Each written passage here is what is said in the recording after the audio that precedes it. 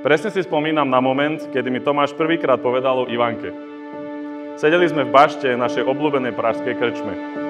Tomáš bol veselý a mal dobrú náladu, ale zároveň mi prišiel akýsi nesvoj a ošíval sa. Po druhom pive z neho vypadlo, že niekoho stretol. S trochou nadsázky môžem povedať, že jeho úsmev a detské nadšenie bolo všetko, čo som potreboval vidieť, aby som vedel, že sa raz pravdepodobne dočkáme tohto dňa.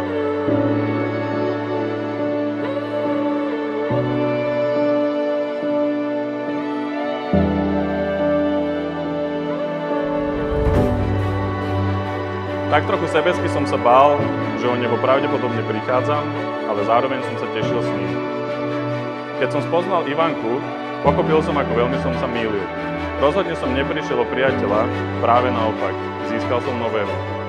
Ivanka je naše slniečko a má to najúprimnejšie prijatie zo všetkých ľudí, ktorých poznám. Za jej nevinným zovňažkom sa skrýva láska na rozdávanie pre Tomáša a jej blízkych. Okamžite nám všetkým v partii prirastla k srdcu a od prvého dňa ich vnímame ako perfektnú dvojku. Skvele sa doplňajú a hlavne sú sami sebou. Jednoducho to funguje. Ste absolútne super a prosím, nikdy sa nemente.